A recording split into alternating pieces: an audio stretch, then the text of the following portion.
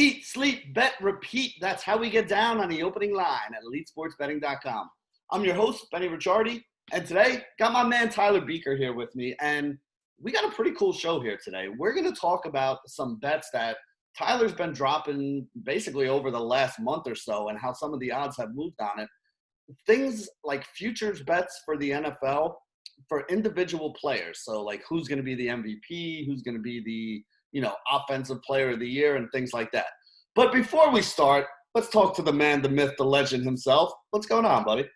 What's up, Benny? I am super stoked to be on here. We've been pretty busy the last 2 weeks, dropping our draft guide over at Fantasy Guru. Did a lot of work involving our best ball draft guide, diving into the ins and outs of how to be a successful best ball drafter. Really proud of the product we put out there, and it's the good thing about it is it's a living organism where we're going to continue to add more and more content as the summer develops, which is something you can't really beat, considering a lot of other places you see like the paperback versions where they're in magazines and print, and by the time they get out to the shelves, they're already a month old. The good thing about the Fantasy Guru draft guide is we'll continue to update it as we get more information as the summer develops, and you can use the information however you need. It's great. It's a great product.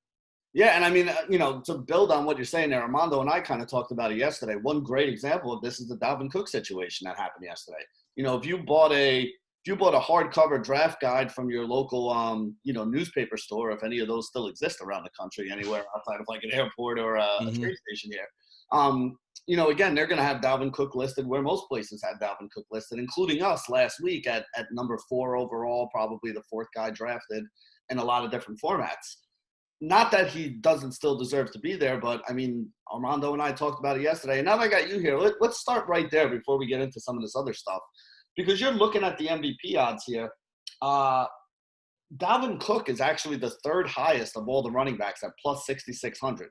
Now, what Armando and I talked about with Cook yesterday is, we saw 2 examples of how this happened last year where some people got screwed and some people got helped out. Last year, we had Zeke, who was sitting out around this time of year, and you slowly started seeing him drop from the same spot Cook was in, the 3-4 spot in a lot of drafts there, slowly started dropping to the point where at the end of draft season or before he finally signed and everything was good, you were really getting him like the end of the 1st round, sometimes even the beginning of the 2nd round. I was saying to Armando, I started a team last year that was Dalvin Cook and Ezekiel Elliott, was one of my best teams in that best ball over on Play Draft there. And then you also saw the flip side of that coin with a guy like Melvin Gordon, who wound up sitting out half the season, and the people who were able to get Austin Eckler, which is, the equivalent of Alexander Mattison, I guess, in this example here, those people wound up winning too. So we saw it go in both directions last year where, the guy came back and you got a good discount on him. And then we saw it go in the other direction where the guy didn't play and the backup that you got a discount on worked out well. How are you handling the Cook and Madison situation? And with Madison being around pick 120 ADP and with Cook being around pick 4 ADP as of last week, where do you see those 2 numbers changing? Obviously, they're gonna both come together with Madison coming down and Cook going up, but where do you think that should wind up? Yeah, that's a great question. And I mean, it was a great point with Zeke as well. I think we saw his ADP slide to some of the more bold drafters were taking him at like RB5 behind that obvious top tier, but he ended up finishing the season as the RB3. So, I mean, even with all those worries and concerns about Pollard starting early, and he did. Pollard saw a good amount of touches at the beginning of the year, but it was the Zeke show there in Dallas, and I think we're going to see a similar outcome in Minnesota. It's a run-heavy offense. They're not really going to change that atmosphere, and I think we're going to see Dalvin Cook slide to the back end of that group of backs. Like Alvin Kamara for sure is now going to be ranked ahead of Dalvin Cook. You can even place an argument for Michael Thomas. But I mean, right as soon as you get into that like Joe Mixon tier, I think like he belongs right there as like the potential 6th or 7th player off the board. I'm not moving him back that much. I still think he's a solid round 1 pick, and I'd be happy taking him anywhere in the round 1 beyond the first 5 or so picks. As far as Alexander Mattison, I think he's a great player to target if you do not get Dalvin Cook. So I'm of the belief where I don't like handcuffing players at this stage of the game, where I'd rather target handcuffs a couple of weeks into the season after we see how things develop. And yeah, I'll probably miss out on 1 or 2 of the upper echelon ones, but the secondary ones are where you honestly make most of your money in terms of like huge gains in ADP and value. Mhm. So I guess the reason why I'm saying that is because, like, say, like, um, Ezekiel Elliott got injured. Instead of like having Pollard, you could target. Uh, I'm sorry. Instead of like having Zeke and Pollard, and let's compare that with Dalvin and Madison. Like, I'd rather have Zeke and Madison or Dalvin Cook and Tony Pollard, assuming like one of those backs went down. Then I'd have two RB1s Yep. instead of just having one RB1 situation encapsulated. And that's what I'm aiming for. Like in fantasy football, we're trying to get first or nothing at all. With such a top heavy payouts, that's what we're aiming for. And that's why I try to approach like that, those kinds of backfields by not handcuffing, but grabbing other players' handcuffs. Yeah, no, I am of the same mindset with you there. I mean, in order to win a league, you need everything to go right. And that means that you need your studs to kind of stay healthy, and you need your, your back end guys that you picked up to, because think about it, if somebody else, like if you and I are in a draft and you take Zeke and I take Pollard and you had Madison and I had Cook. Now if Cook gets hurt, you're now sitting on Madison and Zeke. And that's a combo that's going to win you that tournament and also completely knock me out because if I lose Dalvin Cook as my number one first-round draft pick, not saying you can't win with a crappy first-round draft pick, but it's very tough to win a fantasy football league if your first-round draft pick doesn't hit for you. Or vice versa, if Zeke gets hurt and I'm sitting on Pollard and Cook, now I have a stud power team and your team is pretty much knocked out. And now we only got to play against the other 8 to 10 teams in our league because – you already know that the guy who lost his first-round pick is probably screwed for the year unless he had, like, the most amazing draft from there on out. So I'm of the same mindset. I mean, you got to think about it. It's, again, I'm a DFS guy. So you think about it like a GPP. I'm trying to win the whole thing. I want that 100K prize. I don't want to double up and get my money back or anything like that. I'm trying to win it all. I'm trying to get a trip to Hawaii on somebody else's dime for my fantasy football skills or something like that. That's the way you got to go there. But let's talk a little bit about this MVP numbers that come out.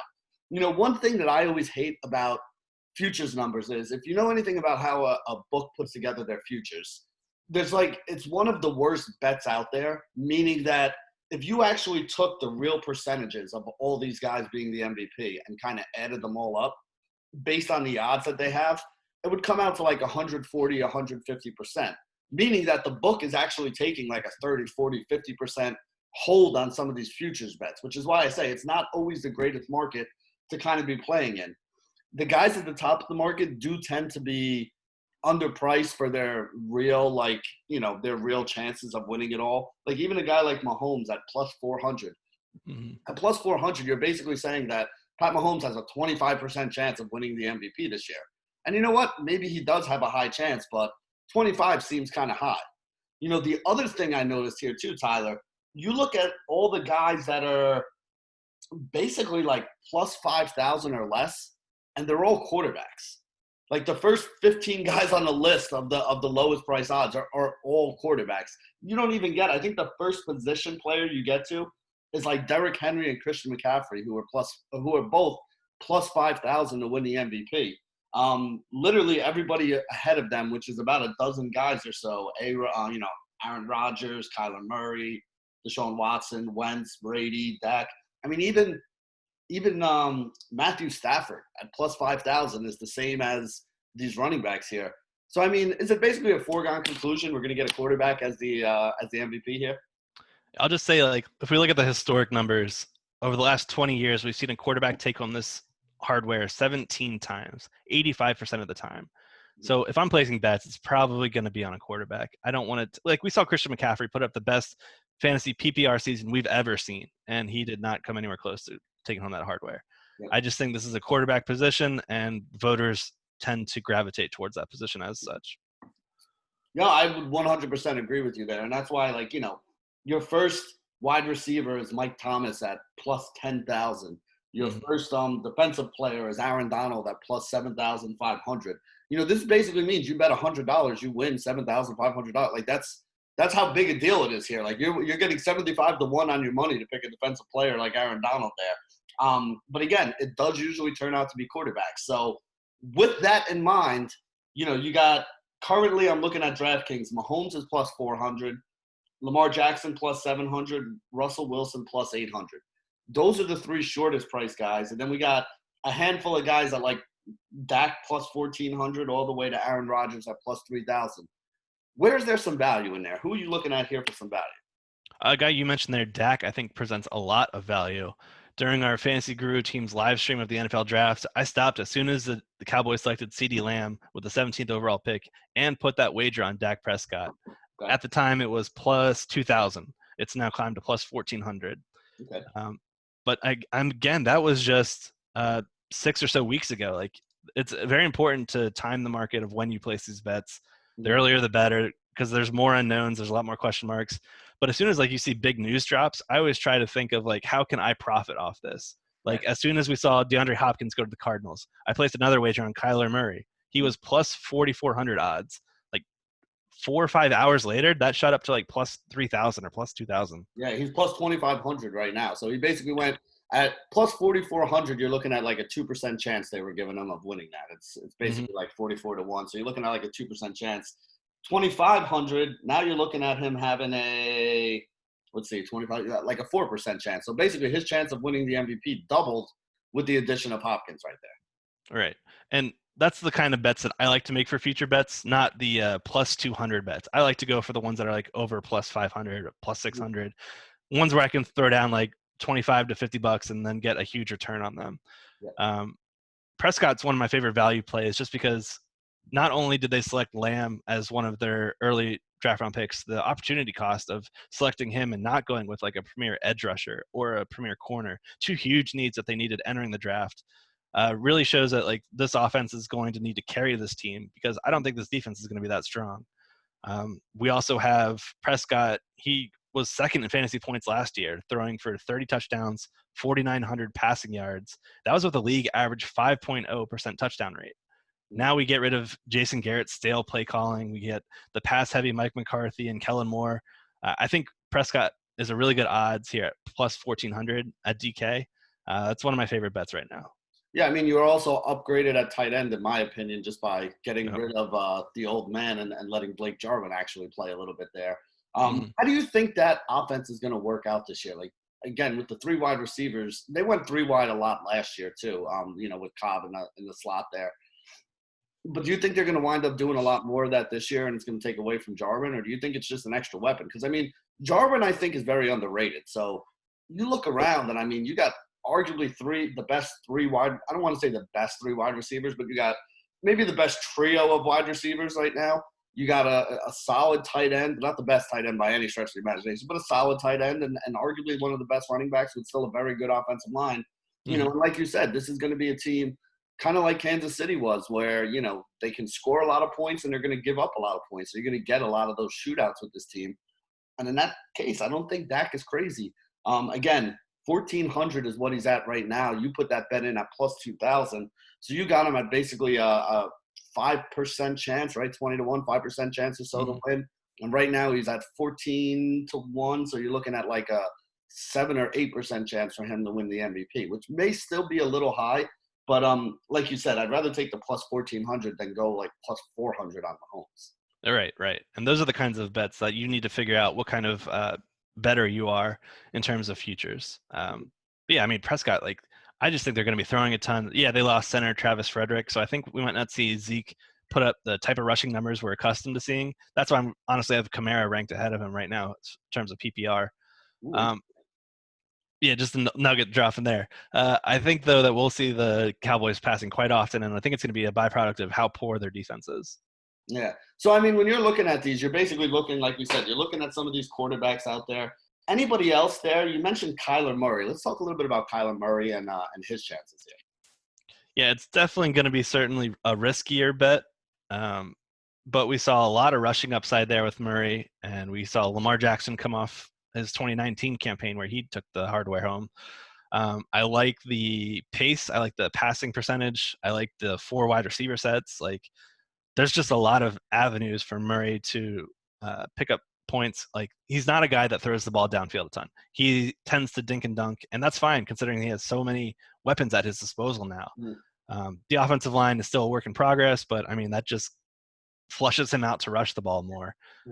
There's just a lot of paths for him. And this defense, I'm not sold on it. I think there's some good pieces there, but it's not a complete unit by any means. So I think they're going to be forced to pass out of necessity as well. Well, it's a lot like the Dak situation you're talking about, too. This is another Right. team that could be playing a lot of 30, 28 kind of games, which means you're putting a lot of points up on the board, which at the end of the season, there are still a lot of sports writers out there who don't know much more than looking at stats and then, oh, well, this guy threw for, 5,000 yards and had 32 touchdowns this year and ran Mhm. for another 5 with another, 7, 800 yards rushing. You put up those kind of numbers, that's going to be something that's pretty impressive. It's going to be hard for people to kind of ignore those things.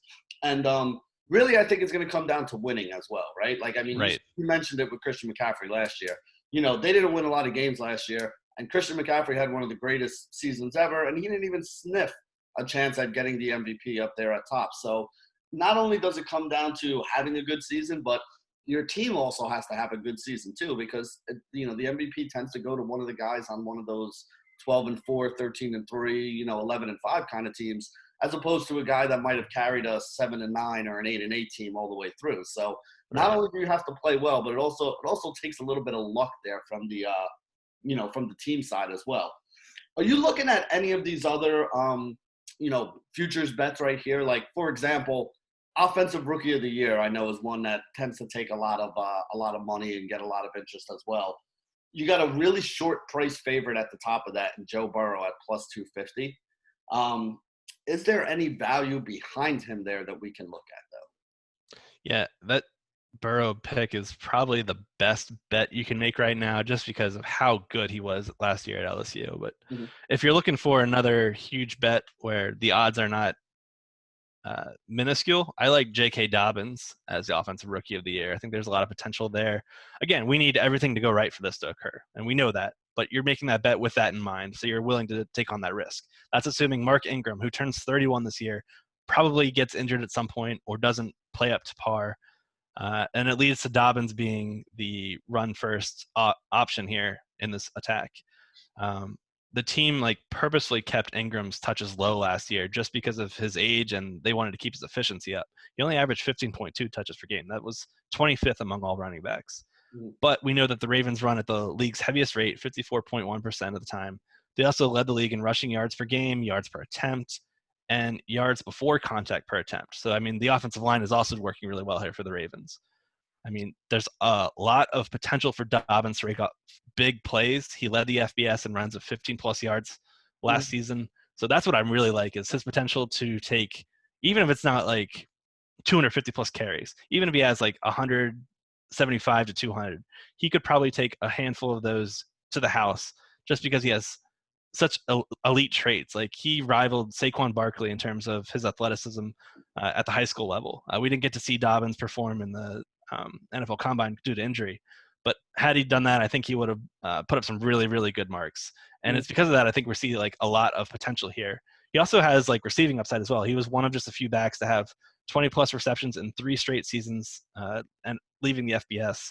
Not many backs do that. And I think that's a necessary component here as there's multiple paths to him to score. Yeah, and he's plus 1,600 right now, which is a pretty good number as well. So we're getting some Okay. value on him right there. I think he's the 4th in the list behind CEH and Jonathan Taylor, who are plus 600 and plus 900 right there. How about on the defensive side of the football? Because I think this is a lot more interesting. Obviously, Chase Young, the first player off the board, is at plus 200.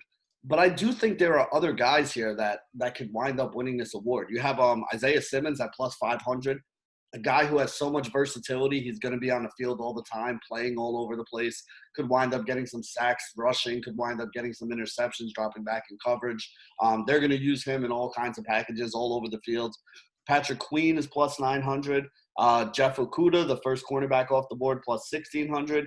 Kenneth Murray, plus 1,100. You got a bunch of guys here after Chase Young. Is Chase Young going to be as dominant as, let's say, the Bosa brothers when they came into the league? Because I'm trying to think of guys who came in their first year and just kind of changed things around. Is Chase Young that dominant, that 2-1 is the payoff we should have on him and we should just be putting our money on that? Or do you think there's more value on some of these other guys beneath him, maybe outplaying him this year?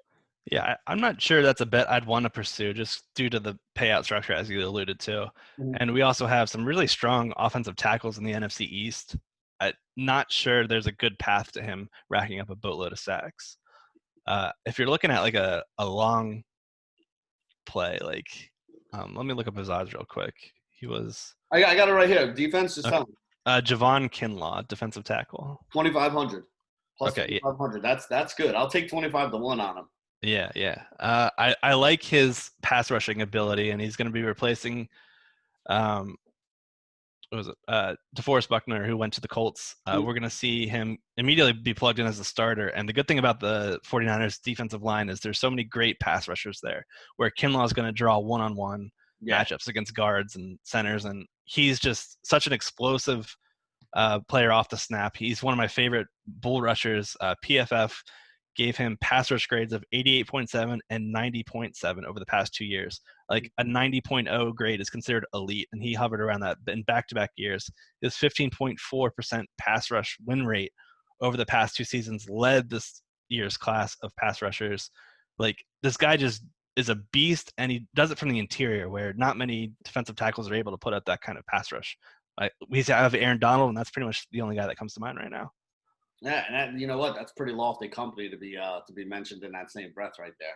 So the last thing I kind of want to talk about here before we sign off, just so you guys understand, is how the sports books actually put together these futures bets, right? So if you want to figure out why I said at the beginning why this is a bad bet, you can convert all of these plus 200, plus 300s into a percentage, and it's pretty easy to do that. Like for example, Chase Young being plus 200. That would mean that they're giving him a 33% chance to be the defensive player of the year, because you're basically getting paid out 2-1 on a bet right there. You can do that same thing for every guy on the list and go down there and figure out the percentage chance that they're giving him based on those odds. When you add those percentages up, it's going to add up to like 130, 140, 150. That's why I said these future bets aren't all that great, because the rake on them is pretty high.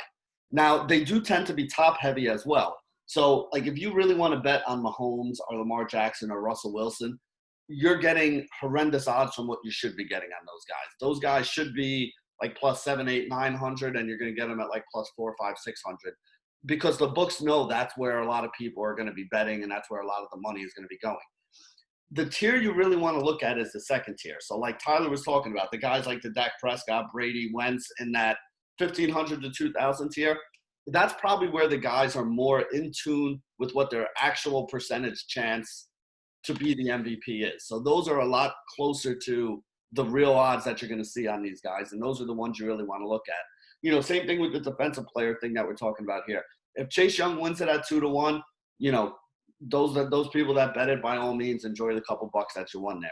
But if you're asking me to take a bet there, I'm going to be looking at somebody in that range, like Tyler was talking about, somebody who's like plus 2,000, plus 3,000, that has a chance. Like, you can look at it and say, hey, this guy does have a realistic chance. He's definitely not the favorite, but he's somebody that has a good chance to do it, because the actual odds of somebody like that winning it and the odds that you're being offered on it are a lot closer. So if you're just looking value-wise, that's the tier you really want to be looking in. And that goes with any kind of futures bet. That goes with any kind of futures book out there, whether it's who's going to win the Super Bowl. Like last year when everybody was betting on the Browns and I was telling them they were all morons, that worked out really well for me. But at the same point in time, the reason you don't take that bet is because it was way over bet. You were getting horrible value on that. Taking literally any other team than the Browns was a good way to go, because they were sucking up so much of the percentage. The same thing here. Even a guy like Joe Burrow, it's Joe Burrow is going to have to get hurt for him to probably not win this award, because it's an award that's probably going to go to a quarterback.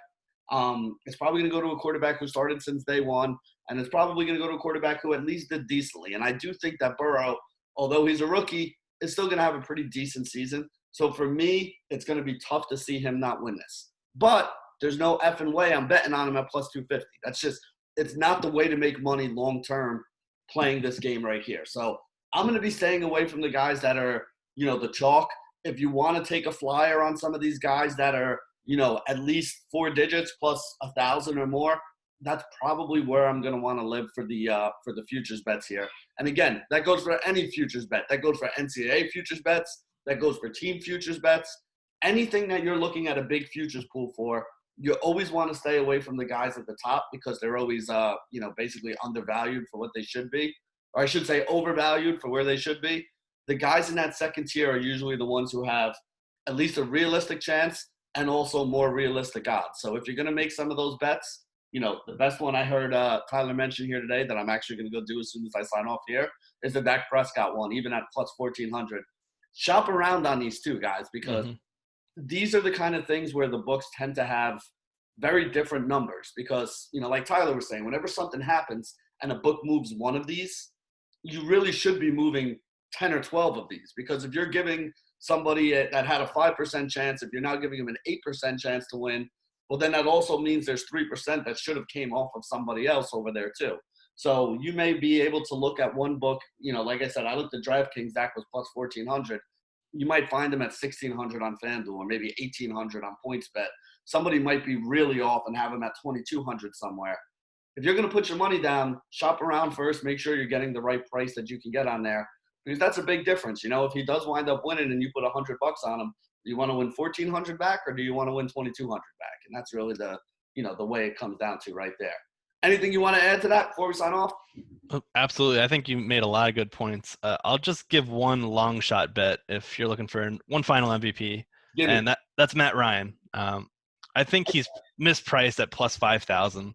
He won the award in 2016, was really close to doing. He almost replicated the same exact numbers in 2018, but that was the year Mahomes threw for 5,050 touchdowns. Had that not occurred, he could have contended for the award. So I think we have a good chance to see the Falcons be one of the most pass-heavy offenses, and it's a team I'm investing in everywhere for fantasy purposes. So I think if the Falcons as a whole are going to do well, Matt Ryan is going to carry that squad. So I love those plus 5,000 odds. Yeah, I think so too. I actually have been targeting Matt Ryan quite a bit in the mid rounds of my drafts here today, or not today, but in my drafts in the last couple of weeks or so. So I like that as well. And again, for plus 5,000, it's definitely something where the odds of it happening are probably at least even, if not better, than the odds that you're getting paid out on. And that's really what you're looking for with these future bets to kind of give yourself a chance to make a score. Don't future bet to win 2-1. That's not the way to do it. Future bet, it's usually a small amount of money you're laying out for the chance to win something big.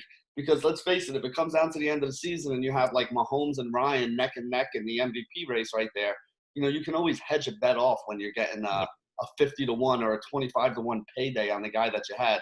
You can always put a couple bucks on the other guy to not only cover the futures bet, but also guarantee yourself a little profit. And when you're gambling, that's what it's all about. You want to keep making money and being able to churn it out.